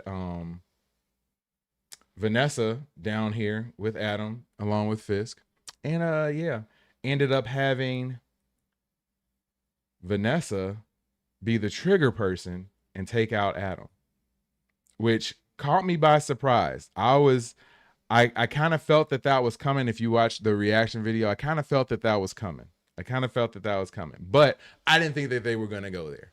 But he did end up taking her out. And yeah, we can move forward a little bit here. We have Fisk right here appointing his new deputy mayor, which was a cool scene to see because you know how far James Gandolfini's son has come as in this episode. I can't remember his character's name, but how far he's come. Like it's been a long way, and he's been moved up to deputy mayor. I think that Fisk sees someone that he can completely control in that role. So yeah, it's cool to see that. It's cool to see that. I don't necessarily agree that that's going to be, or that he's going to be his 100% right-hand man from here on out, but we'll see how it goes. I think he's solidly in his corner now, and he's a good person to have in his corner because he's a ride or die, willing to do whatever. And now he's like indebted to Fisk. Fast forward a little bit more. People basically asking Matt, like, yo, you kind of losing your stinger a little bit. You seem distracted. What's going on? He doesn't want to come clean. So it seems like everybody in this episode is telling the truth, coming clean about who they are, except for Matt. He's the one person holding it back. He's the one person that still has secrets. He's the one person who hasn't revealed who he truly is to everybody yet. We can move forward here a little bit. We had Matt in the bar, which was a good scene where he was talking with Detective Cherry. And from there, he ended up walking out the bar. Basically, Cherry was saying like, yo, what's going on with you two? Matt didn't really want to come clean with him. Matt ends up leaving out the bar. I think it was the bartender or Cherry said like, hey, he didn't use his cane. Like, what's going on with him? So yeah, it shows that Matt's slipping a little bit. He's slipping. He's distracted. He's focused on other things. He's trying to figure out what happened with Foggy, who took out Foggy. So then you had Matt meeting up with one Mr. Poindexter, aka Bullseye, in the prison. So he went to go visit him. Basically saying that, hey, you killed Foggy, so why did you do it? What's going on? Did Fisk make you do this? Did Fisk put this up to you? You could see that his hands are covered right now. And I see your comment. I see everybody's comments. I'll get back to them as soon as I'm finished doing this real quick recap. You see his hands, Poindexter's hands are grappled right there. He can't do anything with them. You need to have him like that at all times. Let's just say that. Yeah, we had Matt end up slamming his face into the desk, making him bleed. And then Matt says, hey, you need to get this guy. He's hurting himself, which was funny, man. And then you had the best time of the episode, whatever this gala was, whatever this dance was great. You had so much character build up. You had James Gandolfini's son. I cannot remember his name. If somebody knows his name, please say it in the chat so I quit calling him James Gandolfini's son. But yeah, he was speaking with who the lady over here who basically had been his mentor. Like she was there sort of to keep him, sort of reined in, I guess, sort of show him the ropes. And now he's basically said like, hey, you could take it or leave it. I'm the man now, you can take it or leave it. And whether we're going to be on the same side or not. Yeah. I think they are on the same side, but he's kind of lapping her at this point. We had him having this conversation with BB. Basically, BB is sort of playing a role. she's trying to explain that, like, hey, there's some other stuff going on here that you don't necessarily know about. Then he comes back. Daniel Blake, thank you. And then Daniel says, like, hey, I know what's going on here. Like, hey, I'm along for the ride, which I give him credit for. He's a ride or die. He's cool with it right now. I don't know how cool he's going to be with it later, but he's cool with it right now. BB has gained his trust. I don't know how, but I feel as though they both understand that they can both use each other. So they're kind of bonded through their use of each other. We'll fast forward a little bit more here. We got Heather arriving at the scene, and then we get to the fun scene with one Mr. Poindexter. Let me see if I can get a good screen grab of him. It keeps showing that. Let's see if we can start it right there. Yeah, it looks like he was going to get some stitches. And when he was there getting the stitches, yeah, here we go right here. Perfect scene. Look at this right here. His hands are not bound. If you know anything about this guy, there's no way you let this happen. There's no way you can let this happen. So yeah. Oh, and I see y'all comments, man. Please hang around because I'm gonna talk about all of that, especially the Den of Nerds stuff. I'm gonna talk about all that. So yeah. Mr. Poindexter gets free. He's able to dislodge. I guess he had a tooth that was broken out and he held it in his mouth. He was able to dislodge the tooth and spit it with so much pressure, so much speed that it was able to hurt the guard who was there and along with the doctor who was there. Then he saw some scissors, broke them in half, and was able to take them out, which was a cool scene, man. I wanted to see even more of that. And then he was eventually able to break out of the prison. And yeah, and now he was free. At the time, I was wondering where he was going to go. Like, what was he going to do? I didn't think he was going to make it to the gala in time, but he did, as we'll later talk about. So yeah, then you had Fisk right here chopping it up with one Mr. Swordsman, basically telling them like, hey, I need some money. You need to pay for this stuff or else I'm going to out you as being the swordsman. Also, that I know who you are. I know what you're doing. I'll have my task force take you out. So basically shaking them down. And Swordsman kind of stood up to him, but I don't know if he's gonna fold or not. I kind of feel like he'd be a folder, but we'll see. And I don't know if I'll be able to catch it here, but I love how Fisk walked out of there. Like you could tell, like he was walking like, I got my swagger back, man. Like I'm doing me right now. I'm doing what I love to do. I'm shaking people down. I'm making moves. I'm being Mayor Kingpin as opposed to Mayor Fisk, which was pretty cool to see as a character. Then as you can see over here in my little picture in the picture, you had the commissioner here, went to intervene with this man who was in there taking pictures, I guess. And then he decided to go intervene and try to break it up and let them know what was going on. But the poor young man still ended up getting assaulted and having his hand placed in the hot grease. And basically the task force says like, man, we don't listen to you. We listen to Mayor Fisk. We do what he says. You don't matter. Then we had BB connecting with the commissioner and basically saying like, hey, the commissioner said, I got all this information. We need to get together and trade email addresses and we can blow this thing wide open. I don't think that he is going to make it through the next episode. That's my first prediction.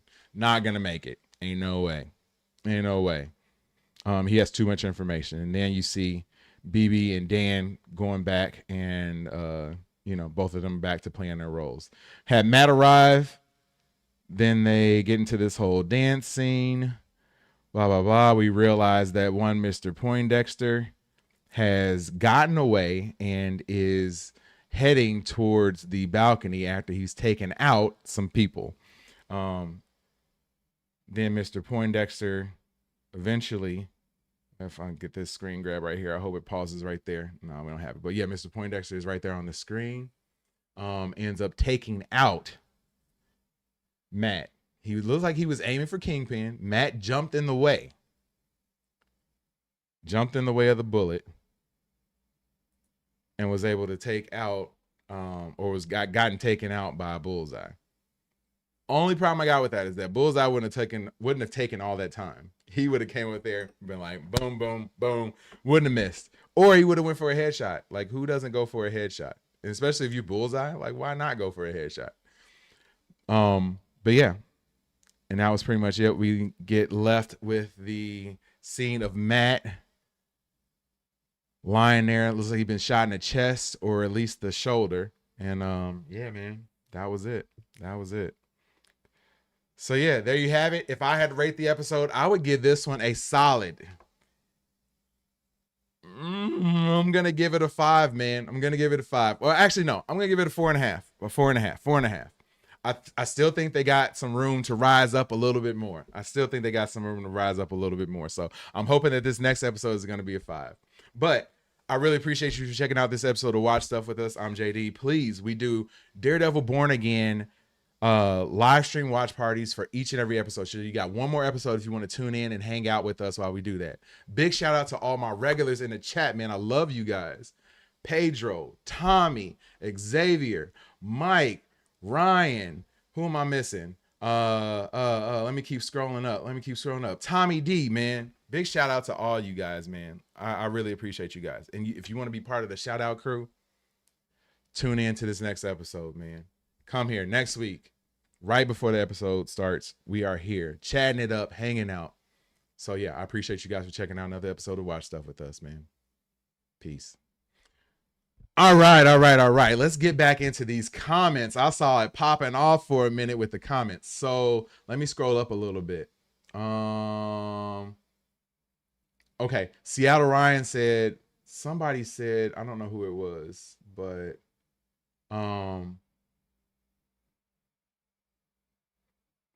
let me see. Mike McKenzie came in and said, man, I hate the big channels are hating on this. Seattle Ryan said they hating on the episode. Tommy says, yeah, I saw Dinner Nerds just now, just straight up hating, and all of his troll followers are parroting what he says, calling the show trash. Just a bunch of trolls and followers. Okay. Now here we go. I'm a small channel. I know this and I understand this. Dinner Nerds is one of my favorite channels just for the content that they bring. I love everything. I love it for content. I love it for knowledge. I love to learn about Marvel stuff. And I feel like they have a lot of content on that channel where you learn things. I also feel like there are a lot of channels, and especially Dinner Nerds. I'm going to call them out specifically. Dinner Nerds specifically. I feel as though there is a market for people who want to just hate on everything. Everything is bad. I did a video on this. If you go back, and all my folks that's in the chat now, go back, look through my subscribe videos, and you'll see a video that says, I think it's called like Let Marvel Cook, or but basically the episode was about, there's so many channels out here who all they do is hate on Marvel content. That's it. Nothing else. All they do is hate the entire time. That's what they're doing, is hating. And I can't stand it. Like I'm one to call out Marvel when they do something wrong or when they have something that I don't like. But I'm not also going to give them credit when they do things that I do like. This episode was a huge improvement over everything else that they have put out for this show. There's no reason to hate on this episode. If you want to hate on the entire series together, okay, cool. If you want to hate on some small elements of this episode, okay, cool. But to be flat out bashing it, calling it trash, saying it's horrible, no. I will come out and I will tell you when something's bad. The last few episodes have not been good. They haven't. Go back and watch me and Katie when we did Agatha All Along. The first few episodes of Agatha All Along were trash. They were not good. They weren't good. Then the episode the series picked up as time went on. If it's bad, we can say it's bad. But if it's good, we need to say it's good too. But I feel like there's a certain demographic of fans out there who all they want to do is troll. And I feel as though there are a lot of people out there who like to watch people troll. They like to watch people hate on things. There's a whole demographic of people out there who don't enjoy life, who are miserable people, and the best that they can do is hate on some stuff. If they don't have something that they don't like, they will pick on that one thing that they don't like and latch onto it and constantly just harp on that and talk about how bad it is. Oh, it's bad. This is the worst. Something can be bad without being the worst ever as well. That's why I didn't give this episode a 0. I didn't give any episode in this show a 0. I haven't given anything in the MCU a 0 at this point. There are a lot of people who just come in and they're like, oh, it's the worst thing ever. Oh, it's bad. It's bad. It's bad. No, that's not the case. That is not the case. This was good, and you need to give Marvel credit where credit is due.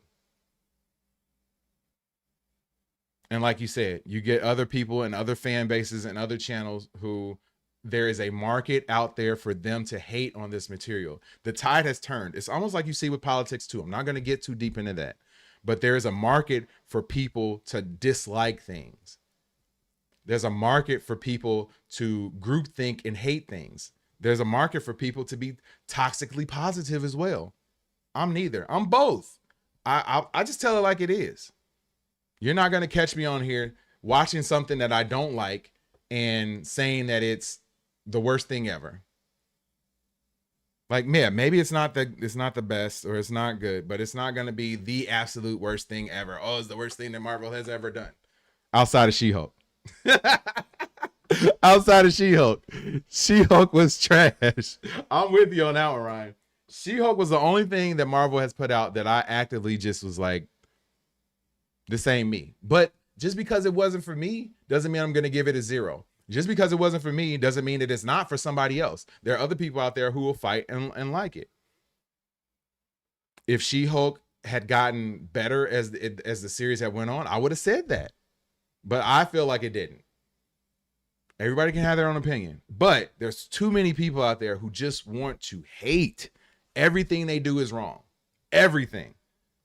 If Marvel does something wrong that I don't like, I will say it. If Marvel does something that I like, I will say that too. I watched Dinner Nerds today.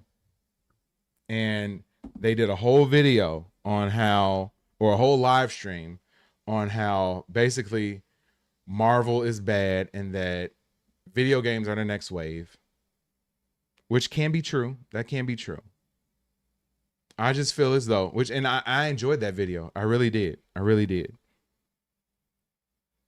But just because something else is good doesn't mean that other things are bad. Like, just because video games are coming up, just because you don't like the direction that Marvel is taking at certain points in time, doesn't mean that it's the worst thing ever. And everything has to be the worst thing. It's always the worst ever. Like, it's not, there's no in between. Everything is either the best thing or the worst thing. And I don't like that. There's a lot of gray area in life. People need to embrace the gray sometimes. Let me run through these comments real quick.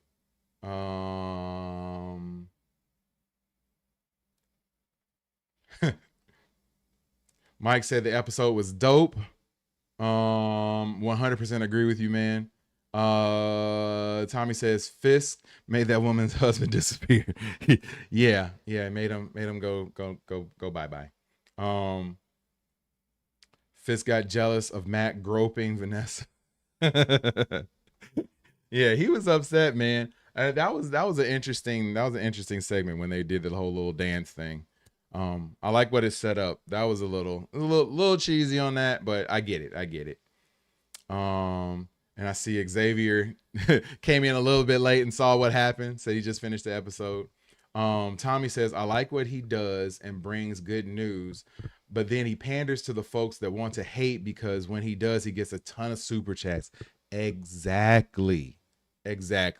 And not even necessarily the super chats. You just get the views. You get there's a whole segment of people who just want to hate on things, who just want to be angry, who just have nothing else in their lives to make them happy. So they want to come here and complain about Marvel content because that's the most important thing that's in their life. It's not giving them exactly what they need. So they're going to complain about it. They're going to cry about it. They're going to whine about it. And I hate that. I hate that type of content. And I feel as though he shifted. I would say it's been several months. But he made a shift and started to sort of cater to that audience.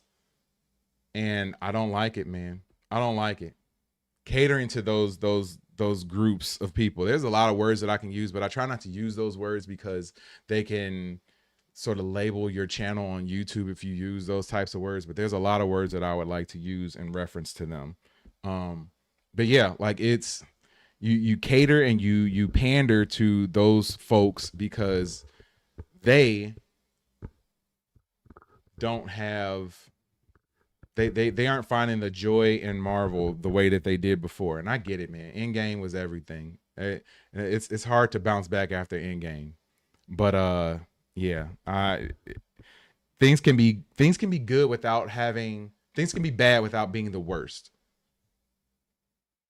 You run a channel and you talk about how Marvel is bad, but everything you do is Marvel content, or just about everything you do is Marvel content. Yeah. Tyrone Magnus, same way, man. I've never liked his channel. Now, Den of Nerds, big fan. I love their content. Tyrone Magnus, I've never liked his reactions. I have never liked the style of what he does. I feel as though, like, okay, reaction channels are hard because there are a lot of people who view them as you're not doing anything. Like you are just taking somebody else's content, like, and not just you showing your reaction to somebody else's content, whatever that might be. Like, I get it. People think that that's like the lowest form of YouTube. Like, no, I like to take people's content and then from there expound upon it with my ideas and how I feel about it. And I use it as a jumping off point. I say it all the time. I use this or that as a jumping off point for my own discussion. They do the same thing with articles all the time. Den of Nerds does the same thing with articles all the time. Takes an article, reads it word for word, and then uses that as a jumping off point. I do the same thing with articles and videos sometimes too. Tyrone Magnus does nothing but react. I don't see him bring his opinions in there a whole lot unless they're bad as of late. And I don't like, just not the right vibe, man. Like, it's not fun anymore. Like, when I first watched his videos, I love his reactions because he was super hyped. Like, that was cool. But now, like, yeah, it seems forced. It seems like he's trying too hard. Like, you gotta force yourself to put that content out. That's what happens when people don't have their, when their on-screen persona does not match up with their actual personality. Then you gotta force things. What you're seeing here, this is me. This is what you're always gonna get. It can be 10 years from now, and I'm doing this channel with 350 subs or whatever I got, and you're gonna get the same thing. Seattle Ryan says She-Hulk was ridiculous, and I stand by that. Yeah, man, She-Hulk was bad. It was trash. To me, She-Hulk is the worst thing that Marvel has done. Like I said, not for me. Maybe for somebody else, but the second I saw She-Hulk twerking, like, ugh, nah, man, that's not what I wanted to see. But maybe it's for somebody else, not for me. Tommy says that episode 9 is going to be epic. Yeah, man, I'm hoping so. Said no real balanced criticism in those channels. Yep, 100% agree with you. So why did Fisk get saved by Matt? Let me come back to that after we finish this stuff. Tommy said Tyrone Magnus. Yep, Neurotic is the biggest hater. Yeah, I stumbled on his channel a few times. So a lot of time I look for Marvel content and stuff to watch because I like to learn. I like to learn more about the shows that I'm going to be talking about so I can be knowledgeable and speak on them in a good way. So I tuned into an episode that Nerdrotic had done, and it was okay. I think it's actually a live stream, and it was okay. And I was like, all right, this is, on the negative side a little bit, but not bad. Then I watched another episode, and dude, I could not believe like how negative it was about everything. And I was just like, what's wrong with these people? Like, go get your life somewhere else. Go get something else besides hating on Marvel. Like I said, there's nothing wrong with not liking some of their content, but you don't have to be like completely negative at all times and talk about how bad something is at all times. Like, it shouldn't be like that. Tommy says, yeah, exactly. People love to watch people they can relate with emotionally. Yeah. And one thing that I can say too is that I can tell, like, my positivity, I feel is going to attract those type of people to watch this. So yeah, maybe my channel and my streams aren't going to get, 10 million subs. I would like to think that there are a lot of people out there who want more positive type content, who want content that they can sit down and watch with their family at the same time, but maybe they don't. But I'm fine with that. I'm not going to change who I am. This is me. My positivity is going to shine through this because I have an optimistic outlook on life to begin with. So the type of people who are going to interact in my chat are going to show that. Tommy, Seattle, like, you guys, I made you mods for a reason, because you guys, I can tell you had the same sort of vibe as me, the same sort of feel. And I need you guys to help rein in the chat, because when we blow up, we're going to need all sorts of people to help out. But yeah, like, I vibe with you guys because you guys vibe with me, and I feel like we're of like mind. Like, even through the screen, never met you guys, never seen you guys, but I can tell that. Like, if we hung out in person, it wouldn't be weird. It'd just be people hanging out. But if I hung out with some of the folks from Dinner Nerds, it'd be weird. Tommy says, I agree. He completely panders super hard to negative folks. Yeah, man. Find something they like and watch that. Yeah. Yeah, man. I appreciate you guys though. But yeah, I guess ran over. I don't want to sit here and talk about somebody else's stuff. But yeah, let's get into one more thing before I get up out of here tonight. And it was somebody's comment. I can't remember who it was. Okay. It was the comment by Seattle Ryan, who said, so why did Fisk get saved by Matt? That's my question. I haven't figured that one out yet. I need to watch another channel. Now, okay, one channel that I do like is New Rockstars. I like it. Positive and negative. Mostly siding towards the positive on everything, which can be a little bit annoying. But yeah, I like New Rockstars. Like that channel. Good balance on there. But yeah, I'm gonna have to watch a video because I don't know why Matt would save him. Unless that was the right thing to do and he's always gonna be a good person. Like, I don't know. I think I might have sat back and let that happen. Especially with as mad as he was with Fisk during this episode. That was a little odd. I wasn't expecting that. Was not expecting that. Yeah, do you guys have any theories on that? Tommy says, love New Rockstars. Yeah, man. Love it. I love it too. I just started watching another channel. Is it Kevin Harloff or something like that? I need to pull up a screen and look at my subs, and then I could tell you guys who these channels are. But I still just started watching that channel, and it wasn't bad. There was another channel that I watched, but yeah, when the funny one about Nerdrotic, like, I got on there and immediately watched that second video, clicked off of it, and then went back on my YouTube and said, like, block, I don't want to see any more of this channel's videos. Like, that's not what I want. That's not the vibe that I'm going for. Not what I wanted to see. Yeah, I don't have all of it on here. But yeah. Another channel that I love, Everything Always. Everything Always is a great channel. That's like my go-to for breakdowns of Marvel stuff. Screen Crush is great too. Christian Harloff is the channel that I like. They are okay. It's okay. One thing that I don't quite understand a lot of times is, like, so many, and this is like a complaint about YouTube in general. It's just that I feel like I put out decent content and I get, like, in the teens and the low, the upper, 80s in views and all that stuff. And there's so many other people who put out content that is so trash and they get thousands of views. So yeah, man, that makes me upset. That makes me a little angry. And I like the way my stream looks. I feel like it's colorful. It's inviting. My thumbnails are good. I feel like my thumbnails are getting better. Look at the one right below my face right now. Katie and I looking crazy. I think my thumbnails are getting better, but yeah. I'm trying to look through.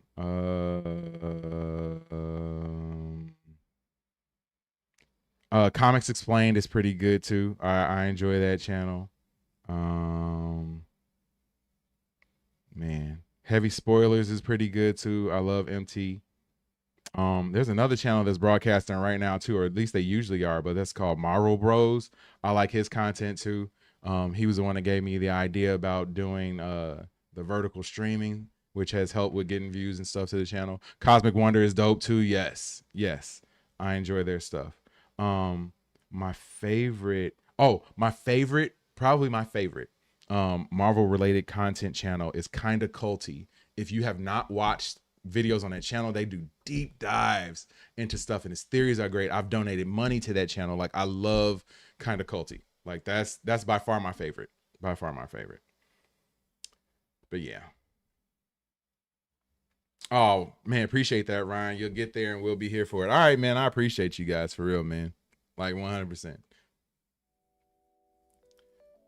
I didn't know that Harloff is a New York guy. Yeah, that's cool. All right, so I guess we're gonna go ahead and shut things down for the night, man. I appreciate you guys for hanging out and sticking and staying for the entire stream, especially Seattle and Tommy. I really appreciate you guys, man. I'll be back again next week, of course. I'll be back again. We got content dropping every day on the channel. I hope you feel better, man. I really hope you feel better. That sick stuff is going around. I got people sick right now too. So yeah, I hope you feel better. Hope you get your rest up. I'll see you next week. I really appreciate you guys for hanging out. And I appreciate all you guys who are watching right now for hanging out as well.